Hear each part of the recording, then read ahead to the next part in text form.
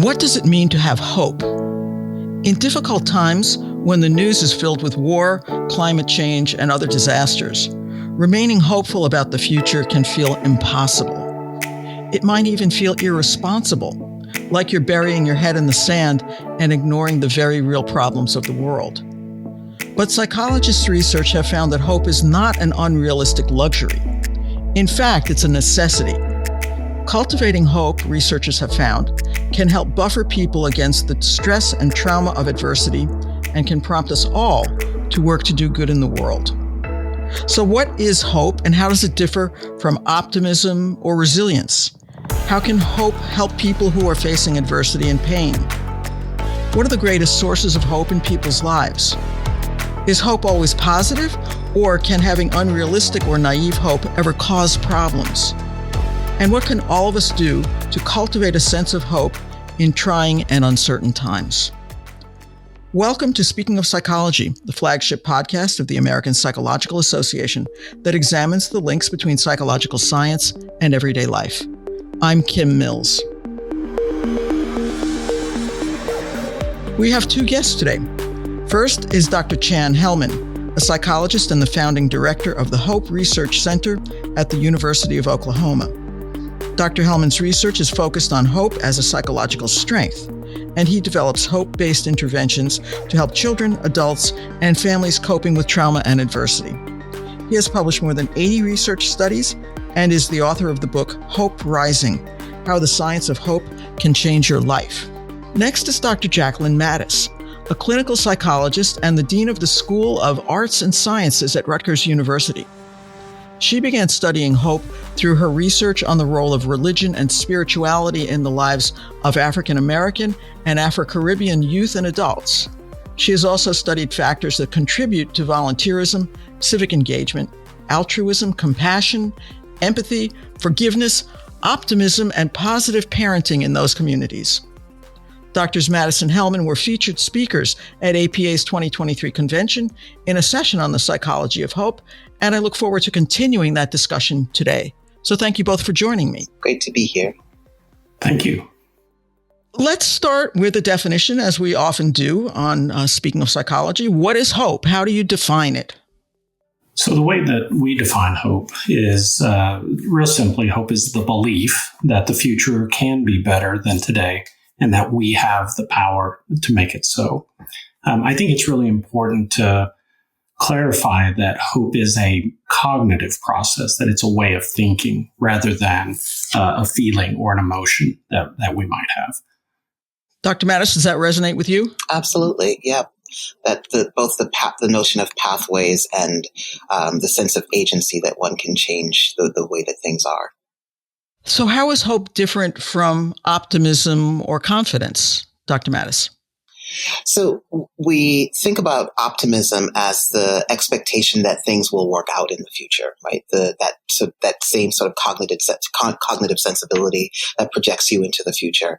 The difference between optimism and hope is that while optimism is that expectation that things will work out, hope comes with that expectation plus a plan, right? The idea that things may work out, but you have something that you have to do and that you can do to make that outcome possible. So those are the distinctions. It's hope is a verb. Why is hope important for people's mental health and well-being, Dr. Hellman?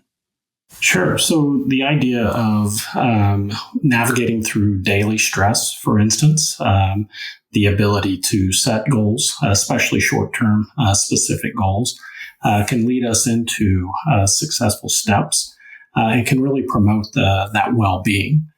So it really becomes a protective factor when we are facing adversity and stress.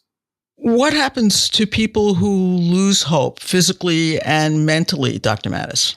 One of the things that we know is that people who genuinely lose hope, and we have to distinguish between people losing hope and people being afraid to sort of own the fact that they are hopeful, but they're scared about that reality, that they're hopeful, but there's a lot of anxiety.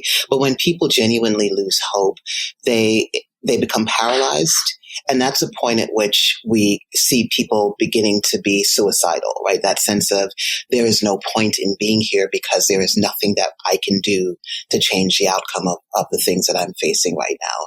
So the end of hope is often the end of people's capacity to imagine why it's meaningful and possible to be alive.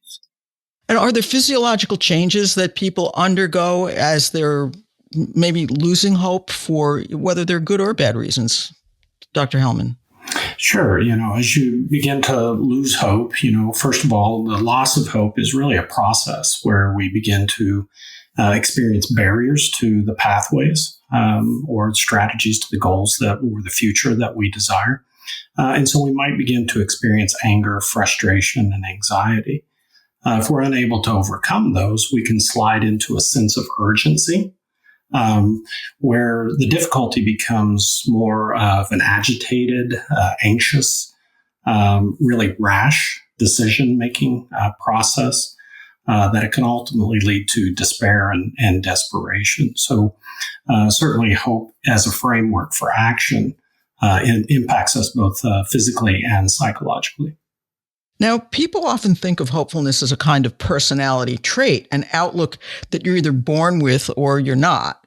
But you've both written about how it's possible to cultivate hope. So how does one do that? I think you see that happening even in childhood. You see parents helping children to think about the big questions that are foundational to hope. What's happening? What do you want? Right? So you have to sort of ask questions that help you with the big imaginings around what are the good things that you want to have happen. If optimism and hope are both rooted in the sense of a positive outcome can be possible, what does that positive outcome look like? And it can be as simple as, I want my bottle, or I want a cookie, or I want this person to be my friend, whatever it might be. Asking the big questions about what do you want to have happen? And then what can you do to make it happen, right? So all of those questions are implicit in the work of being hopeful. And we see those being socialized into young people. And to the extent that we can continue to socialize ourselves to ask those questions explicitly or implicitly, we can always cultivate hope. And, Dr. Hellman mentioned the reality that part of hope involves the recognition that there are always going to be barriers. Life will happen to us along the way. And so being able to name what the barriers are and then think about, how do I get through this particular thing, and how do I reimagine what the possibilities are? So you might start with one hopeful outcome.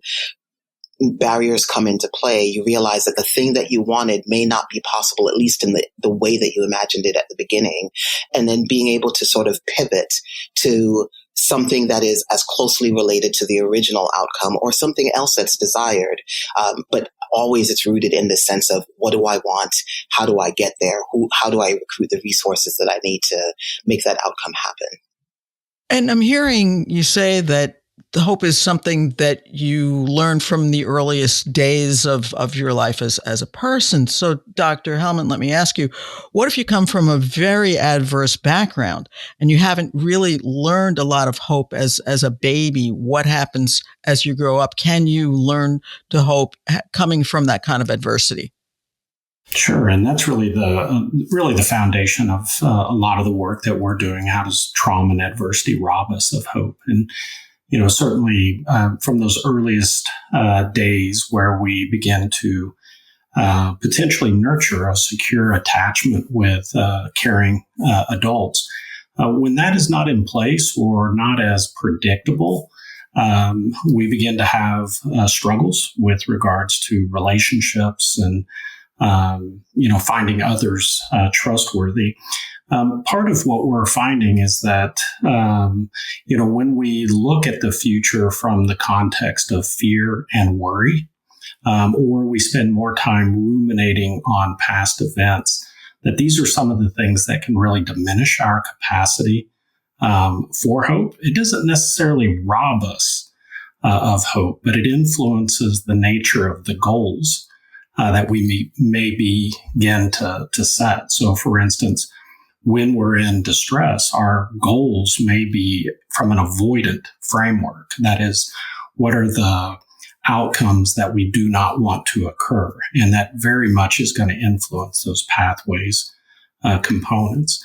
Whereas when we see that hope has been nurtured, there's more likely to be an aspirational potential for those goals. So it's not so much that hope is either something you have or don't have. It's just how those environments really begin to influence the nature of the goals we set, the pathways that we have available to us. And then, I do some work right now with adjudicated youth. And so we begin to think about what future do I see possible for me? And how does that influence the goals and the planning that I engage in today? So that if I don't, for instance, in some of these youth that I'm working with, they see themselves transitioning to the adult corrections system. And so why would they engage in program services today? So really the work is around how do we interrupt that? And then how do we begin to nurture the idea of what is possible? For me, that raises a question of people, for example, who are, say, sentenced to life in prison. How do you have hope when you know that you're pretty much going to be here forever? I mean, where do you find the resilience and the hope within yourself, Dr. Mattis? I think one of the things that I find particularly profound about human beings is the fact that we're not contained fully or limited fully by our circumstance. So you find some of the most hopeful people in the conditions and settings that are that one might imagine as hopeless, right? Or as the kind of environments that would produce hopelessness. Part of hope is recognizing the parameters that you're actually operating in. Right. So if you are sentenced to life in prison and you may know the system well enough to know that it's right, it's true. You will never see the outside, but your hope is not linked necessarily to the outside. You can have hope about things that are going on the inside of, whether it's prison or wherever it might be. So people, and I don't think it's a compensatory thing. I think people find ways of figuring out how to create the bigness of life, given the space that they are operating in. And life can be large regardless of where you are, right? And so whether you're on the inside of a prison or in any other context, I think people find ways of imagining how big can this life be? And there are lots of people who find ways of achieving that. And there are people who are free and don't, right? Mm-hmm. Yeah, exactly. One of the things that I really like about what Dr. Mattis is talking about, and just made me, really start to think in this moment is, in these various contexts, what are the drivers of hope? And where do we find meaning and purpose, which is highly associated with our capacity to hope? And so, whether it's developing social relationships, meaningful social relationships in the context of corrections, and probably more to Dr. Mattis's areas, even that context of spirituality, and how that can influence and be a significant driver of our hope. Is it possible to have too much hope? And can having unrealistic or naive hope lead to problems in people's lives? Dr. Mattis, you're smiling. I'm smiling. You can take this one. I don't know that I can imagine a world in which there is too much hope. And again, I think that part of the miraculous and beautiful and magnificent thing about human beings is the way in which we can cultivate and blossom hope. And because hope is not easily calibrated as this amount of hope is enough. And then once you cross that barrier, it's too much. People can imagine outcomes that others can't imagine. And so while others may respond to an individual as if they are too hopeful about the possibilities that lie ahead of them, all of us make it miles because people could only imagine inches. And we decided that inches are just not enough. Like there's got to be something beyond. I mean, when you think about our popular culture, and I used to love watching Disney movies with my nephews and my godkids. And one of the things that I loved is that a lot of these Disney movies are about, there's a boundary that your parents or community says you should never cross because it's too dangerous to go beyond that place. And there's always a kid who's like, but I wonder what's beyond there. Right? And I think hope is very much like that. We have to have at least some people in every family, community, friendship group who wonders but how big could it get? And who figures out a plan to sort of cross the bridge from what others see as possible to the things that people dream as impossible, and then bridge from there to the other impossibles that are out there. So I don't think you can have too much hope. Dr. Hellman, you agree? I see you nodding. Oh, I'm just really excited about that framework. We actually talk about children's movies as a fantastic way to help teach and nurture hope among our youth, our young children. Every one of those Disney movies, the main character had a goal. Yes. The main character had a pathway and had that agency, and then experienced a tremendous barrier. I mean, that's the highlight of the movie. And then what I really love about using movies like that as a way to help teach hope is that in every case, especially in those Disney movies, the way the main character overcomes those significant barriers is almost always the same. And that's their friends. Their friends come together, and it just demonstrates that hope is such a social gift, something that we can share. And so on the one hand, we can help children think about, how do your friends help you overcome barriers? And then really, what is your role? How do you help your friends when they're facing those difficulties? So it's just a fantastic, and I totally agree that, this idea of having too much hope is, I kind of understand where it's coming from, but I know the evidence so far isn't really supporting that there's sort of these negative consequences to too much hope. And it, to me, it further illustrates this, what I think will be an emerging conversation, is this idea of collective hope. That as an individual, we can face some frustrations and some barriers, but when we come together collectively, there's certain power in having a shared vision of what could be. Now, both of you have talked in other interviews about your own histories and life experiences that led you to become interested in hope and the science of hope, studying it. Dr. Mattis, could you tell us your story first, and then we'll talk to Dr. Hellman? I had a colleague who used to talk about the idea that that you've lived a certain kind of life when you couldn't have predicted you're here from you're there, right? And one of the things that I'm always attentive to is the reality that there's nothing that would have predicted me being here in the space that I am right now. When I talk about my great-great-grandfather a lot, right? Because he is the first named enslaved person that I know of in our family. Others who were enslaved in our family who I don't know what their names were. But I think about what Samuel Easton, who's my great-great-grandfather, I think about what he endured on an everyday basis, right? And the idea that he had to develop in his head that it was possible for him to buy his way out into freedom, and that it was possible to figure out how to buy his children into freedom and to buy his wife, which he never was able to do.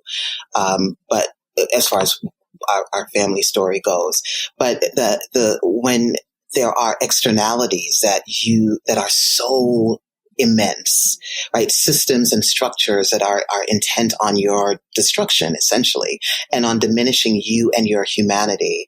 And if he could find a way of imagining a set of possibilities that he then worked his way through, that for me is the ultimate example of I don't think anything is possible. I would never ever say that, right? But I think much more is possible about our lives than we could have imagined. And I think about the fact that Sam Easton couldn't have imagined his great-great-grandchildren. He couldn't have imagined us in another country that he didn't even know about necessarily. And he couldn't have imagined that we would be able to achieve the things that he actually set in motion, right? Through small actions and the ways that he raised his twin sons and the way that they then learned to raise their children. And the things that they moved out of our path so that other things were made possible. All of those things are for me, the result of people deciding to hope. And I'm very conscious of the fact that I am the result of my mother's hope, right? Her decision every day to struggle to educate her 4 children, despite enormous barriers and enormous challenges. And, she got to see us get to the places where she hoped us into and beyond. So, I'll leave it at that. I'm very conscious of the fact that I'm the product of someone's hope, which also means I have a responsibility to hope for my nephews and my nieces in ways that I were done for me. And, we talk a lot in psychology about generational trauma, but what you're talking about is generational hope. Yes, absolutely. Absolutely. And without that, generations die. So, Dr. Hellman, what about your path? So this could take a couple of days. So roughly in the 8th grade, I transitioned into homelessness. It was a conscious decision for me, and I spent my high school years as a homeless youth. And moving into homelessness was a short-term goal centered around well-being and safety, and spending most days in school, trying to keep that hidden because I was really afraid to become involved in the system, at that time. And so, managed that through high school and then, stumbled around for a while until I became successful in college. My first semester grade point average is a 0.56. I failed every class except advanced swimming and life saving. I like to swim. So, but it really informs the work that I think about, because I am every day in awe that I'm here and that I get these experiences of even being here today with you both is such a blessing. And so I think, why is that? And and that's why for me, hope is a social gift. And there were important people in my life at really critical times that helped guide me into a future of what could be. And, it brings back that importance of what future do I believe is possible, and helping children, youth, and families understand that they matter, and that future that they deserve and can be a part of is possible. And now, Dr. Hellman, a lot of your work focuses on developing hope-based interventions to help people dealing with trauma and adversity, which obviously you yourself did. What are some of those interventions? What did you learn from your experience that you're able to pass on now? Sure. So we actually have started to use hope really more as a framework for action. Dr. Mattis made the comment at the very beginning that I love hope as a verb. It is about taking action. And so it's the idea of how do we begin the process of client-centered or person-centered goal setting. Oftentimes the system infuses the goals that clients need to navigate through. But this is a process where they are having a voice within the context of goals. So I'm talking about parents who have had their children removed and their system involved. So at what point do they get to be involved in setting goals for themselves and their families? And then how our program services pathways to helping them achieve those kinds of goals. Ultimately, we've taken that to an organizational framework where we're working to create hope-centered organizations like human services or health departments, etc. Dr. Mattis, you came to your interest in hope through studying religion and spirituality in African American communities. Do you think that religion or spirituality is a necessary ingredient for hope? Or do atheists or people who don't consider themselves spiritual find hope in other places? I think there are different tools that people use to find hope for people who are religious or religiously spiritual. And I'll distinguish between the terms religiosity and spirituality.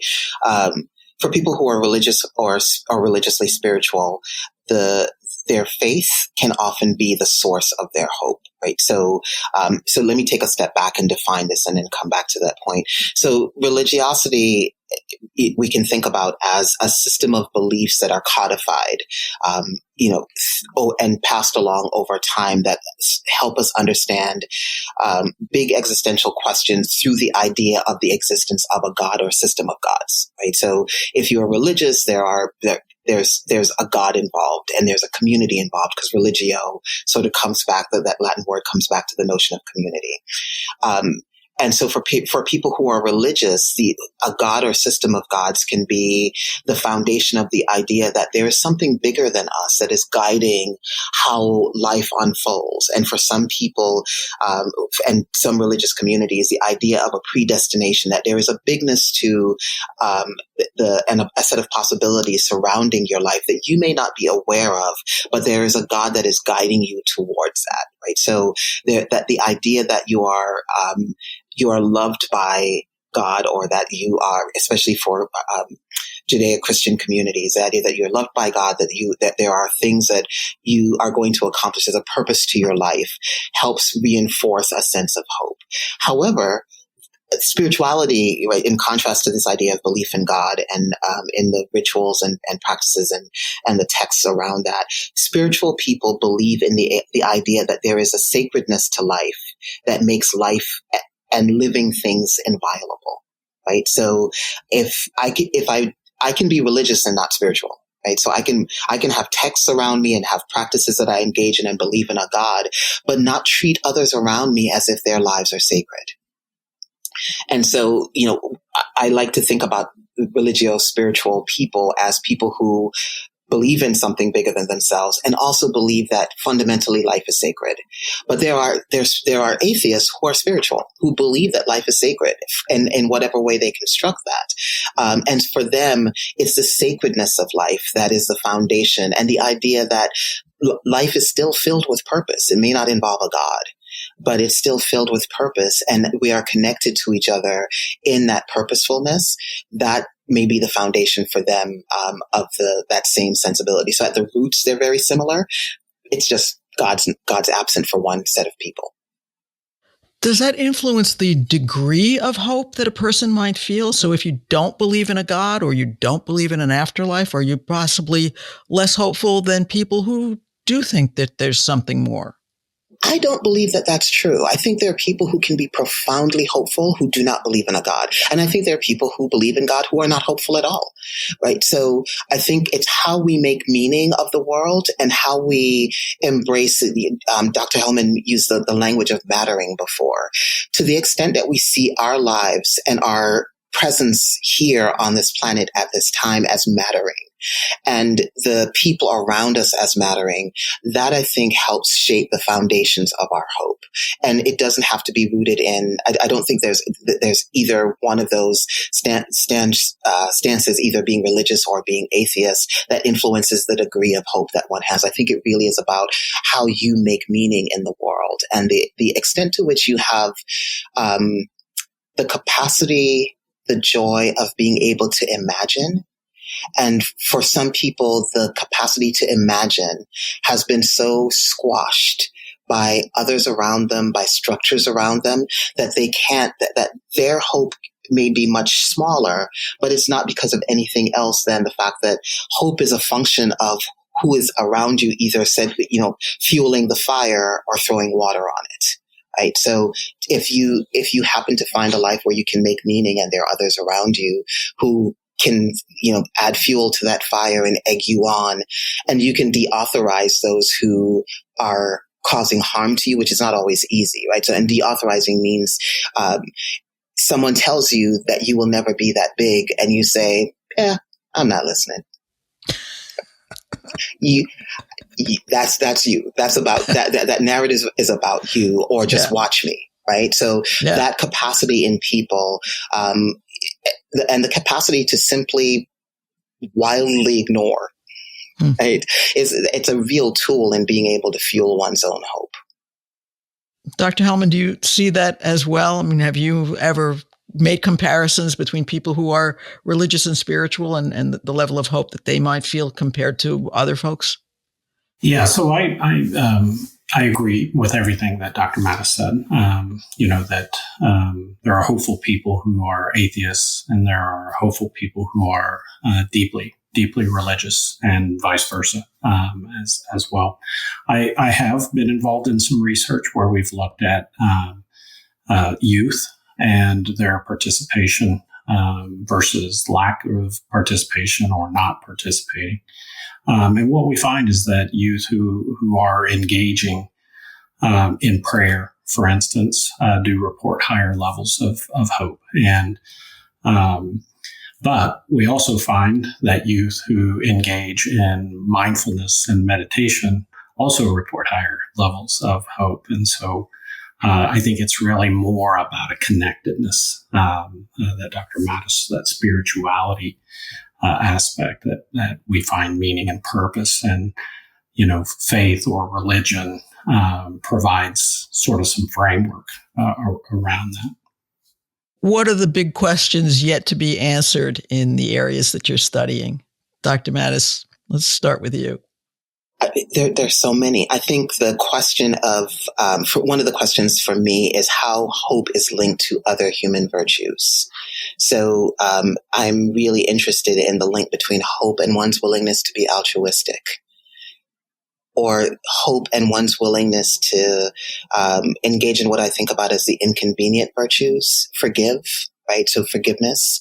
So what is it about some people's ability in some moments to imagine that a different kind of relationship is possible between them and others, or a different kind of world is possible, especially in the kinds of times that we're seeing right now?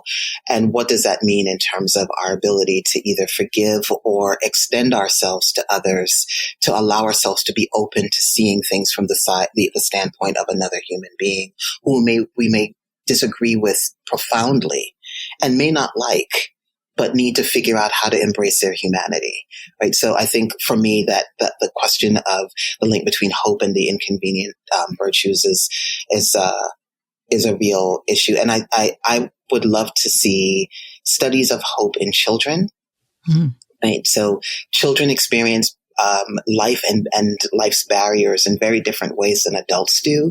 And I don't see a lot of studies on how 6-year-olds who are faced with a moment where they can imagine and dream and plan a pathway, how they do that, and how they ignore the adults who tell them, "Oh, that's not possible. You can't do that," right? And then they just become their beautiful 6-year-old selves, and they go off and do the thing.